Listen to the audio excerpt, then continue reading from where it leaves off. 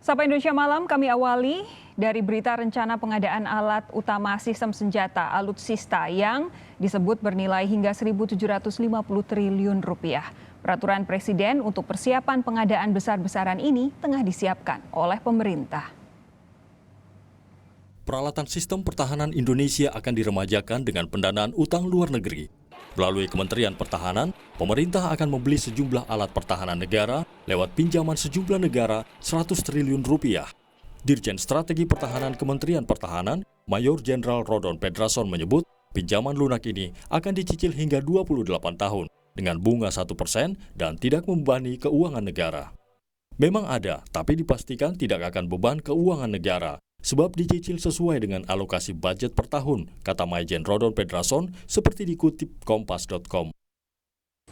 Rancangan Peraturan Presiden tentang pemenuhan kebutuhan alat peralatan pertahanan dan keamanan Kementerian Pertahanan dan TNI 2020-2024 saat ini dikebut pemerintah. Total kebutuhan modernisasi alutsista dalam rancangan Perpres ini disebut-sebut membutuhkan anggaran fantastis hingga 1,7 kuadriliun atau sekitar 1.750 triliun rupiah. Pengamat militer dan pertahanan Koni Rahakundini Bakri belum lama ini sempat mengungkap dugaan sosok mafia pengadaan alutsista dan mendesak pihak Kementerian Pertahanan melibatkan KPK. Nah, Mr. M atau Madam M, Mr. X atau Madam X, atau siapapun lah, merupakan perkara mudah jika Kemhan dapat mengundang KPK masuk menelusuri tahapan dalam proses head recital. Jadi biarkan saja KPK Pak melakukan tugasnya dengan baik sehingga siapapun yang bermain dapat benar-benar terungkap. Dan bukan saja terungkap Pak, terhentikan, itu yang paling penting. Saat itu pihak Kementerian Pertahanan mendukung pengungkapan dugaan mafia alutsista yang diungkap Koni. Juru bicara Menhan, Dhanil Ansar Simanjuntak, mendesak Koni mengungkap sosok Mr. M yang disebut-sebut sebagai mafia alutsista. Kami dalam hal ini Menteri Pertahanan Pak Prabowo Subianto berterima kasih dan mendukung penuh apabila Pak Bu Koni dalam hal ini bisa menyebutkan dengan terang dan jelas siapa yang dimaksud dengan mafia alutsista atau Mr. M itu. Kita mendukung penuh bila perlu kita laporkan kepada KPK. Kementerian Pertahanan juga membantah rencana pengadaan alutsista besar-besaran dikebut hanya dalam 2,5 tahun hingga 2024 nanti. Menyangkut kedaulatan negara dan keutuhan wilayah, pemerintah tidak hanya dituntut mengadakan alutsista canggih. Transparansi dan profesionalisme pengadaan hingga perawatan alat tempur ini juga wajib jadi pegangan. Tim Liputan, Kompas TV.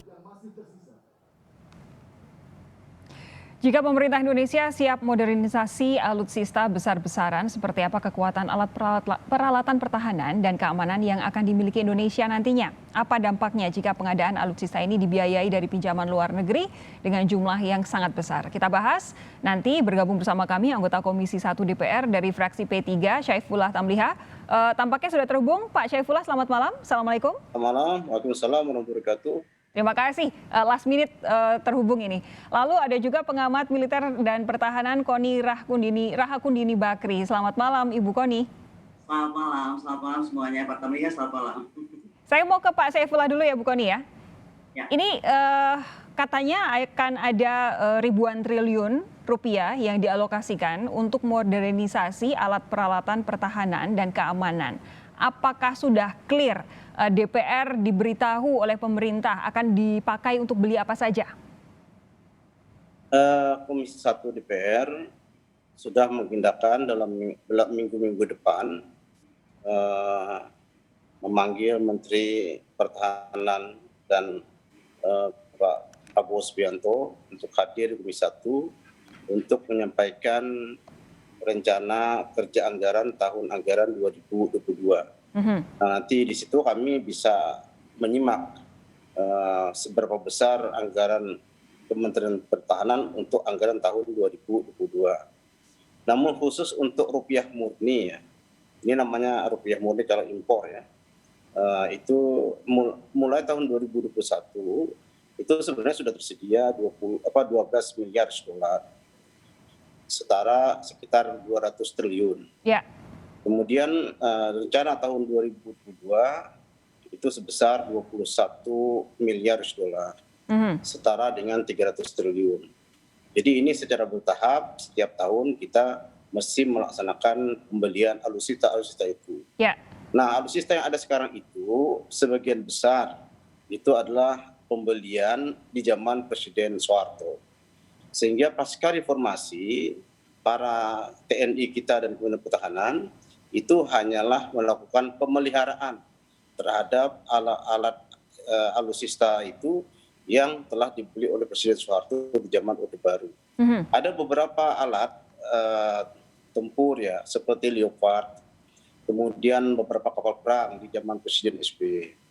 Nah, janjinya Pak Presiden Jokowi adalah anggaran pertahanan itu 1,5% dari PDB. Ya.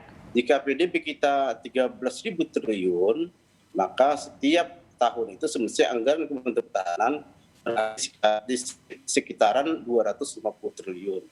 Nah, saat ini anggaran di zaman Pak Jokowi memang selalu naik. Tahun anggaran 2020 yang lalu, anggaran Kementerian Pertahanan 128 triliun. Kemudian pada tahun 2021 meningkat menjadi 137 triliun. Dan direncanakan pada tahun anggaran 2022 yang akan datang, anggaran Kementerian Pertahanan itu sebesar 147 triliun. Pak Saifullah, begini, kita semua memahami bahwa saat ini kondisi alutsista di Indonesia memang harus dimodernisasi, apalagi kemarin setelah adanya tenggelamnya kapal selam Nanggala begitu, tidak bisa tidak. Tidak ada juga yang membantah bahwa memang angka dana untuk anggaran untuk modernisasi alutsista harus ditambah. Itu tidak ada yang mempertanyakan begitu. Tapi yang kami tanyakan adalah apakah untuk yang saat ini DPR sudah terima, tadi Pak Saifullah bilang belum begitu ya. Yang ingin ditanyakan adalah siapa tahu mungkin DPR sudah dapat renstranya begitu. Kenapa kemudian ada angka 1.750 triliun? 1.700 triliun itu berasal dari rencana janji-janji Presiden Pak Jokowi memberikan anggaran kepada TNI itu sebesar 1,5% dari PDB. Oke. Nah itu tadi 1,5%, jika PDB kita 13 triliun, maka idealnya setiap tahun itu 250 triliun.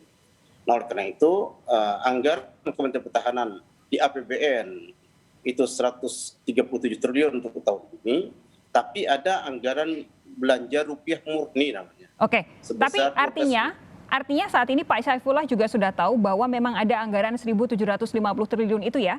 Karena kalau saya mengutip dari harian Kompas hari ini, Direktur Jenderal Strategi Pertahanan Kemenhan, Pak Rodon Pedrason menyatakan bahwa jumlah anggaran untuk alutsista itu rahasia negara, tetapi angka yang disebutkan 1.750 triliun itu bukan itu. Maksudnya apa ini? Saya tidak memahami persis apa yang disampaikan oleh Dirjen itu, tapi yang jelas bahwa kami mendukung penguatan pertahanan melalui peningkatan anggaran yang diberikan.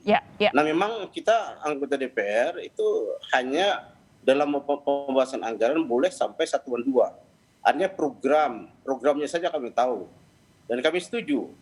Tapi kemudian oleh Mahkamah Konstitusi kami kan tidak bisa sampai satuan 3. Alat apa yang dibeli, nah itu sudah menyangkut rahasia negara. Kami tidak boleh menjangkau ke satuan 3 itu. Intinya adalah bahwa sebenarnya tidak ada yang membantah bahwa kita harus memodernisasi alutsista. Yang penting adalah peruntukannya jelas, kemudian dananya transparan. Kita juga tahu bagaimana cara membayarnya. Bu Kony, saya beralih ke Anda. Tolong jelaskan secara padat dan singkat apa respons Anda dengan adanya rencana ini modernisasi alutsista, terutama berkaitan dengan anggarannya yang katanya 1.750 triliun rupiah. Oke, kalau tanggapan saya sederhana aja. Pertama, saya kalau Bapak dari DPR belum baca renstranya karena saya sudah baca lengkap. Buat saya sederhana, pertanyaan puzzle saya itu. 1, renstranya itu berjudul 2020 sampai 2045 atau 44 ya. Jumlahnya itu, tapi kemudian isi renstra, ya kan? Isi renstra nih ya, sejumlah 1.700, kalau dalam kurs yang saya hitung itu 1.760 triliun. Itu harus habis di 2020 sampai 2024. Ya. Nah, jadi yang menjadi puzzle buat saya, kenapa Renstra panjang 2020-2045, tetapi anggaran pertahanannya mencapai 1.760 triliun dari kredit ekspor, dan itu harus habis pada 2020-2045. Ya. Nah sekarang kan sudah 2021, Betul. artinya kan tinggal waktu tersisa 2,5 tahun. Betul. Nah disinilah pertanyaan yang menurut saya puzzle berikutnya masuk. Alat peralatan apa yang akan masuk? Gini, karena kita itu terikat Undang-Undang Industri Pertahanan.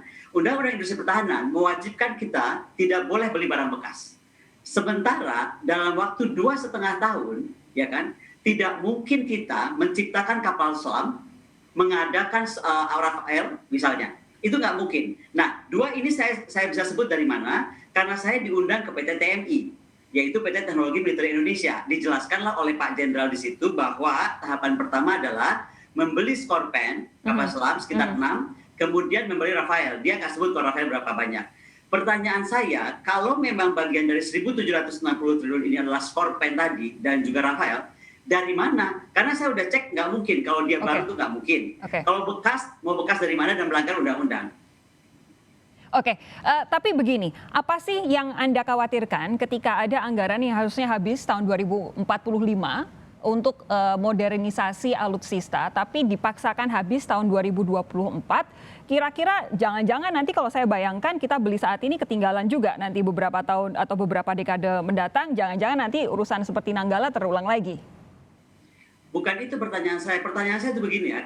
Ini kan kalau kita cuma baca kayaknya kecil angka 1.760 triliun itu. Tapi itu besar sekali. Kalau kita bandingkan dengan misalnya kapal selam kita Cangbogo, kita bisa punya 375 kapal selam Cangbogo misalnya. Tetapi sekali lagi, saya tuh ingin tahu ya, Renstra tuh lahirnya tuh ada urutannya, Mbak. Ada visinya apa, misinya apa, kita mau kemana deploy tentara kita, ancaman kita apa gitu. Sehingga kita tahu benda-benda, barang apa yang kita mau beli. Satu itu. Kedua, kenapa dalam waktu pendek sekali ini kita harus menaikkan 10 kali lipat anggaran pertahanan. Begini Mbak, kembali ke anggaran pertahanan. Saya sejak 2007 ya sudah bilang anggaran pertahanan kita harusnya 20% dari GDP. Saya yang sudah bilang. Sekarang kita tuh mencapai dengan kalau ini terpenuhi, berarti kan sampai 11 kali atau sampai 10% GDP. Pertanyaan saya bukan saya tidak mendukung pertahanan, ini kayaknya dipahami jadi salah. Saya sangat mendukung, orang saya dari teriak-teriak dari awal kok TNI mesti kuat, saya makanya bikin buku tentang itu. Ya, justru. Tetapi cara lahirnya mesti betul. Renstra itu harus betul-betul dipenuhi. Misalnya tadi, di tahun pencapaian 5 tahun pertama apa? 5 tahun kedua apa? Ketiga, keempat, kelima. Nah ini kan aneh, tiba-tiba ada 1.790 triliun, ya kan? Yang saya susah kalau bicara angka, tapi kalau kita baca pasalnya, itu pertama 20 miliar dolar. 20 miliar dolar itu sudah tersedia, oke? Nah, kemudian disusul 104 miliar dolar. Tapi semuanya dalam Renstra khusus 2020-2024. Pertanyaan saya itu begini aja, kalau dianggap rahasia, kalau anggaran nggak mungkin rahasia, karena kita harus tahu itu anggaran mau kemana. Contoh ya, contoh nih, ketika saya terima dokumen, saya teleponan dengan Pak Suharto Monoarfa, Menteri Bappenas. Kenapa? Karena saya tahu kredit ekspor itu hanya bisa dilakukan Kemhan kalau koordinasi dengan Bappenas. Dan dengan santainya Pak Menteri Bappenas menjawab, oh Mbak Koni, 20 miliar dolar itu begini hitungannya. Dia terangkan dengan sangat rigid Mbak, dengan santai, dengan sangat rigid begini Mbak Koni maksudnya bla bla bla gitu kan. Jadi saya paham yang 20 miliar dolar. Kemudian saya tanya lagi, kalau begitu yang 104 miliar dolar apa ya Pak Menteri? Gitu kan? Nah, Pak Menteri jawab, Tuhan Allah yang tahu hanya Kementerian Pertahanan. Saya juga bingung 104 miliar dolar itu bagaimana hitungannya. Nah, karena itulah sekarang saya bertanya, jadi gini ya. Jadi kalau saya bertanya bukan karena saya nggak setuju. Saya sangat setuju, tetapi karena ini hanya di kredit ekspor dan hutang negara karena pinjaman luar negeri, saya ingin tahu 104 miliar dolar itu apa saja. Karena 20 miliar dolar saja pun itu belum bisa kita tahu apa gitu.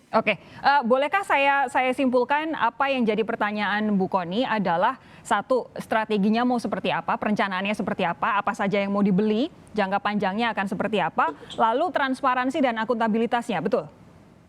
Betul, jadi gini, strateginya akan menentukan misalnya nih, apakah kita mau jadi inward looking defense yang akhirnya cuma mau mikirin negara kedaulatan, atau kan mengikuti visi presiden pertahanannya tentang poros maritim dunia. Kalau itu kita harus jelas apa kita mau di kawasan, apa mau di kawasan seperti nawacita. Jadi ini yang mesti jelas dulu. Misalnya aja ngomong gini, oh mesti beli kapal induk, gak usah disebut kapal induknya berapa misalnya. Oh saya tahu kapal induk sekian. Ini kan nggak ada, tiba-tiba cuma ada anggaran. Nah itu satu. Kedua, yang paling menjadi puzzle besar, kenapa harus 2024 anggaran ini terserap? Cuma 2,5 tahun. Nggak mungkin Mbak bikin kapal induk itu 2,5 tahun.